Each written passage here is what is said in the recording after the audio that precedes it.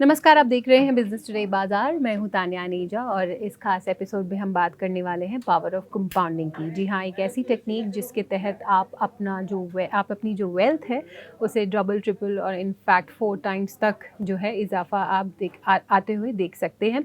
और ऐसे ही कुछ रूल्स होते हैं जैसे कि रूल ऑफ 72, 114, 144 जिसके बारे में आपको पता होना चाहिए। तो यही सारे रूल्स और पावर ऑफ कंपाउंडिंग की बातें आज हम करने वाले हैं इस खास एपिसोड में। और मेरे साथ जुड़ रहे हैं एक बेहद खास मेहमान। हमारे साथ है टर्टल वेल्थ के founder mister Rohan Mehta. Thank you so much Rohan, again आपने अपना वक्त निकाला और आप हमारे साथ जुड़े।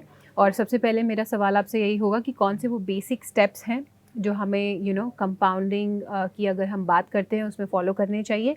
और ये सारे जो रूल्स हैं जो आजकल काफ़ी पॉपुलर हैं specially among young generation, rule of 72, 114, 144, अगर इसके बारे में भी आप हमारे दर्शकों को अच्छी तरह समझा पाएँ। नमस्कार, thank you for inviting me. देखो एथ वंडर ऑफ वर्ल्ड जो बताया गया है वो है पावर ऑफ कंपाउंडिंग। और हुँ, पावर ऑफ कंपाउंडिंग इतना प्रभावशाली है जो हम सोच भी नहीं सकते हैं। बिल्कुल। हम बहुत सारे ह्यूमंस जो हम फाइनेंशियल डिसीजन लेते हैं जब पैसे की निवेश की बात आती है तो हम ज़्यादातर कंपाउंडिंग इंटरेस्ट देते हैं लेने के अलावा। जैसे फॉर एग्जांपल हम जब होम लोन लेते हैं तो लॉन्ग टर्म होम लोन लेते हैं, तो वहाँ पे हम कंपाउंडिंग इंटरेस्ट देते हैं। वहाँ जब हम निवेश की बात आती है इक्विटी की, तब हम सोचते हैं शॉर्ट टर्म। जहाँ पे रिटर्न ज़्यादा बनने की बात है, जहाँ वहाँ पे हम शॉर्ट टर्म सोचते हैं और हम कंपाउंडिंग इंटरेस्ट ले नहीं पाते हैं। इसीलिए आप देख रहे हो कि ज़्यादातर लोग विश्व में इतने पैसे नहीं बनाते हैं फाइनेंशियल सेगमेंट में, या फाइनेंशियल एक्यूमेंट या फाइनेंशियल इंटेलिजेंस से थोड़े पुअर हो जाते हैं just because of compounding interest को डिटेल में समझा ही नहीं है। एक बुक भी लिखी गई है, the compounding interest, compounding effect. वो भी बहुत सारे अंश पे बात करती है कि लाइफ में और पैसे में कहाँ पे कंपाउंडिंग इंटरेस्ट चलता है। जब हम रूल 72, 144, 114 की बात करते हैं, बहुत सिंपल सा रूल समझा गया है। इट्स अ कैलकुलेशन, और ये कोई रॉकेट साइंस नहीं है। आपको जितना भी फॉर एग्जांपल 72 का रूल ये है कि आप कितना डिवाइड करो उसको, परसेंटेज रिटर्न आपको जो चाहिए, उतने साल उसका जो आंसर होगा, उतने साल तक वो इतना पैसा डबल होगा। जैसे आप फॉर एग्ज़ाम्पल 72 को डिवाइड करो 21% से, तो तकरीबन साढ़े 3 साल लगते हैं पैसा डबल होने में। वही चीज़ 114 के साथ करते हो, तो आंसर आता है इतने साल लगेंगे पैसा डबल होने में, यानी 3x होने में। और 144 से बात करते हो तो पैसा 4x होने में। तो अगर आप कोई भी फाइनेंशियल डिसीजन लेते हो, तो रूल ऑफ 72 या रूल ऑफ 114 और 144 यूज़ जब करोगे, तो तुरंत आपको आंसर आ जाएगा कि कितने साल लगेंगे, आपको पूरा डिटेल कैलकुलेशन करने की ज़रूरत नहीं है। तो ये पूरा फ़ॉर्मूला हम मे बी 5th और 6th स्टैंडर्ड में सब सीखे हुए हैं, जो कंपाउंडिंग इंटरेस्ट की बात करते हैं। सो आज ये यही चीज़ आपको या तो वेल्दी करेगी या तो वेल्दी नहीं करेगी। अगर आपके पास बहुत सारे लोन हैं और वो लॉन्ग टर्म लोन है, तो आप कंपाउंडिंग इंटरेस्ट के शिकार हो। और अगर आपके पास लॉन्ग टर्म इन्वेस्टमेंट है, तो आप कंपाउंडिंग इंटरेस्ट से बेनिफिट कर रहे हो। तो हुँ। आपको चूज़ करना है कि आपको शिकार होना है ये 8th wonder of the world का, और आपको इससे बेनिफिट लेना है। So over and over about the problem and the best thing और the worst thing is that जब आप निवेश करते हैं कंपाउंडिंग इंटरेस्ट से, तो 80% टाइम में आपको सिर्फ 20% मुनाफा होता है।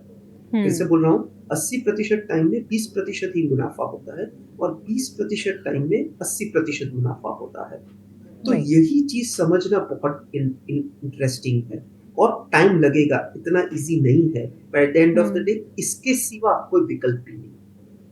Okay, absolutely. और मैं आपसे ये भी समझना चाहूँगी रोहन कि ये जो सारे रूल्स तमाम हमने अभी डिस्कस करे, इसको हम अगर हमें कंपेयर करना हो डिफरेंट टाइप्स ऑफ इन्वेस्टमेंट्स को, तो उसमें भी क्या हम ये रूल अप्लाई कर सकते हैं और कंपैरिज़न जो है वो कर सकते हैं?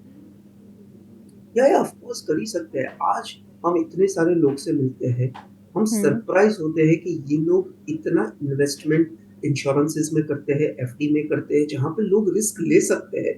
हुँ, प्रॉब्लम फाइनेंशियल में प्रॉब्लम ये है कि जो रिस्क ले सकता है, वो रिस्क नहीं ले रहा है, और जो रिस्क नहीं ले सकते, रिस्क ले रहे हैं। तो अगर हुँ, आप जभी भी निवेश करो, ये अगर रूल को डिवाइड करने के जैसे आप एक एग्ज़ाम्पल लेता हूँ, जब आप एफडी में इन्वेस्ट करते हो, तब आप जब 72 डिवाइडेड बाय 7 करोगे, आपको पता चल जाएगा कितने साल लगेंगे आपको वो पैसा डबल करने में। अच्छा, ये आपका कंटीजेंसी फंड है, ऑफ कोर्स आपको एफडी में ही डालना चाहिए, बिकॉज़ आपको कहीं-कहीं पे पैसे की ज़रूरत होगी। पर आपका कंटीजेंसी फंड नहीं है, पर ये लॉन्ग टर्म फंड है, और अगर वो एफडी में डालोगे, तो आपको कहीं न कहीं एक लेवल का निवेश रिस्क लॉन्ग टर्म के लिए लेना पड़ेगा, तो ही पैसा 2 गुना, 3 गुना, 4 गुना, 6 गुना हो सकेगा, और इन्फ्लेशन को भी कैटर कर पाएगा, और आपकी ड्रीम्स को भी फुलफिल कर पाएगा। So on that zone we have to understand that 72, 140, 144, और ये 10x, 100x, 200x तक हम कर सकते हैं। पर at the end of the day ये बहुत सिंपल कैलकुलेशन है। तो आप जब से आप कुछ भी नया निवेश करो, ये रूल आप यूटिलाइज़ करो, और आपको पता चल जाएगा कि कितने टाइम में, कितने प्रतिशत से कितने टाइम में आपका पैसा अ, कितना फ़ीसदी बढ़ सकता है। एब्सोल्युटली। और अगर हम फाइनेंशियल प्लानिंग करते हैं तो उसमें भी ये रूल्स, ऑब्वियसली हम इन रूल्स का भी इस्तेमाल करते हैं, पर और कौन से वो ऐसे रूल्स हैं जो आप हमारे दर्शकों के साथ शेयर करना चाहेंगे कि इन रूल्स का भी इस्तेमाल हम कर सकते हैं, स्पेशली जब कोई भी इन्वेस्टर या कोई भी स्टॉक मार्केट पार्टिसिपेंट जो है वो फाइनेंशियल प्लानिंग करता है? या सी रूल्स तो बहुत सारे हैं, पर at the end of the day the biggest rule is that are you doing the thought process of long term और नॉट। जो मैं हुँ, हमेशा एक चीज बोलता हूँ कि भाई, हम क्या करते हैं, हम जब शॉर्ट टर्म की बात आती है तो बहुत बड़ा सोचते हैं, और लॉन्ग हुँ, टर्म की बारी आती है तो बहुत छोटा सोचते हैं। हम अपने निवेशक को बोलते हैं कि अगर आप 25% सीएजीआर पे पैसा डालते हो, तो 10 साल में 10 गुना हो जाता है। अभी ये बोलना तो कितना ईज़ी है कि 10 साल में 10 गुना हो जाएगा, तो हर साल 100% मिलेगा, नहीं।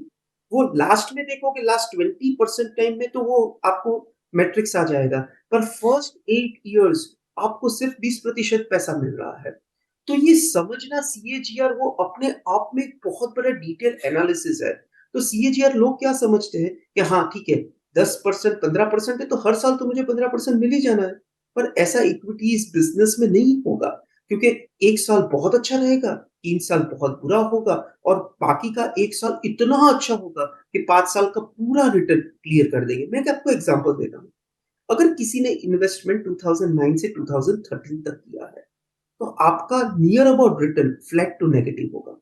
पर वही चीज़ 2014 से 2018 में इतना रुपए पैसा बना है कि आपका पिछले 5 साल का जो सीएजीआर नहीं बना है, वो क्लियर आउट हो जाएगा। तो जब आप सीएजीआर की बात ही करते हो, कोई भी करता है, आपका मिनिमम निवेश अगर 5 साल से कम हो, तो आपका सीएजीआर का बेनिफिट आप ले ही नहीं सकते हो, कंपाउंडिंग का बेनिफिट ही नहीं ले सकते हो। और ये 72 रूल, 114 रूल और 144 रूल, ये लगता है कि साढ़े 3 साल में हो जाएगा, पर ऐसा ज़रूरी नहीं है कि हो जाएगा।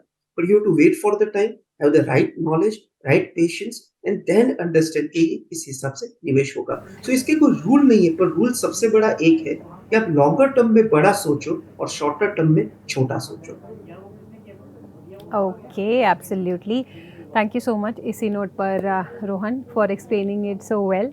और आपने ये जो तमाम रूल्स हैं ये काफ़ी सिंपल वे में हमारे दर्शकों को आज समझाए हैं। बहुत बहुत शुक्रिया उसके लिए। एंड अगेन बहुत बहुत शुक्रिया, आपने अपना वक्त निकाला और ये सारी जो इंसाइट्स हैं हमारे साथ आज शेयर की। तो इसी के साथ इस एपिसोड में इतना ही। पर ऐसे ही तमाम रूल्स ऑफ इन्वेस्टिंग या ऐसे तमाम बिजनेस अपडेट्स के लिए आप कहीं मत जाइए और जुड़े रहिए बिजनेस टुडे बाजार के साथ। वीडियो पसंद आया तो हमें लाइक, कमेंट, शेयर और सब्सक्राइब जरूर करें।